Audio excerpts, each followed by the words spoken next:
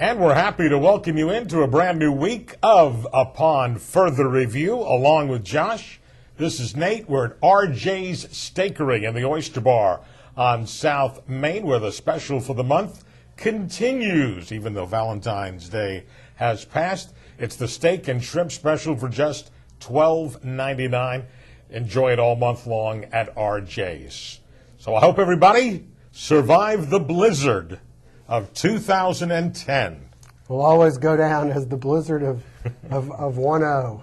You got a great video on Headline News, local edition over the weekend. Appreciate that. A potpourri of the community. We went all around town. I thought in my head, where would it look neat? So I went out to Paulson, got some of that. Went out to the GSU and Sweetheart Circle, kind of drove around. Had plenty in my own backyard that looked kind of nice too. You did, and you had the kids. It worked out nice. They I didn't have to enjoyed it. encourage them to do snowball fights. They were out there doing it. I mean, My shoulder's still a little sore from having to go out there with them. they do make the snow angels, yeah. right? I guess for the most part, the snow here came at a good time if you didn't have to go anywhere. Yeah. And really, the roads, and I was on them because I was out getting some video, weren't that bad. I mean, there was some slush, and Right. I didn't really see, too many people swerving Yeah. and hitting things. But and it was gone, in the morning. And actually, probably by the middle of the night, most of that stuff was gone. Unfortunately, Yes. for the Georgia Southern men's basketball team, They got delayed, and they probably should have stayed at home.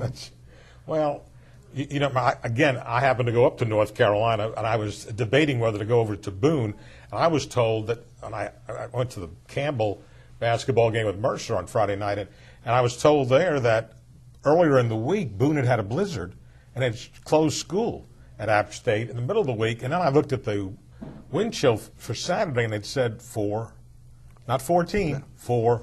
Single digit. Yeah, and so obviously our team was coming up on Friday, and they didn't make it all the way. Got delayed, and then they ended up playing that Saturday night. So that game was supposed to be a 3 o'clock game. I get back Saturday afternoon anticipating, okay, I'll check them out and see how they're doing. Well, they're not playing at 3, and then I check my email, and I see where the game's been pushed back to a 7 o'clock start. And again, they probably wish that game was just not played at all. Gave up 100 for the first time this year, huh? The only thing both teams came out shooting the basketball phenomenally. I mean, I'm trying to follow I think the game. there was more defense in the All-Star game in the NBA last night than that one. Well, it's just Colby Wola hit 4 threes early on. I'm checking. We've only played, I think, like 7 minutes. I don't know if we made it to the second time out. And Georgia Southern's up 34-20-something. Mm-hmm. I'm thinking, what? We haven't even played like 8 minutes. But the problem is, if you're shooting 80%, eventually you're going to miss a few shots. Yeah. And so it was still certainly a close game at halftime. We were already in the 50s. I don't know, though. Davidson shot 70% against Georgia Southern. They certainly did. But as typically would happen, and again, I didn't really check the time they got in, on Saturday and then had to play. But it almost sounded like we got leg weary again. Yeah, I do believe that's true. Now, we got some key people in foul trouble.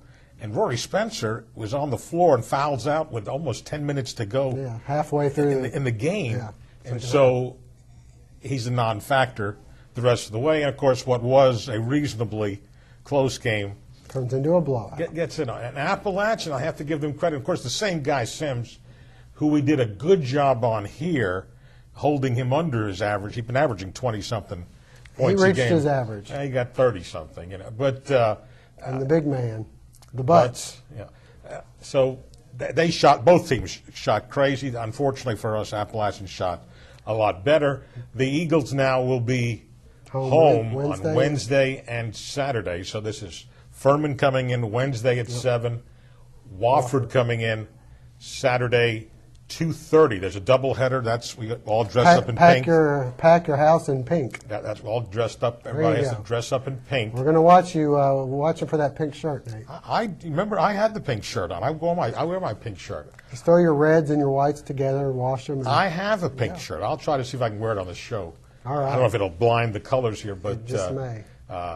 Meanwhile, a pleasant surprise, the Georgia Southern Lady Eagles Go on the road and go win. on the road and win against the College of Charleston, who's been a thorn in their side. And the two teams they're trying to catch both lost, Davidson and Appalachian State. And as we tape our show, they are playing tonight against Furman.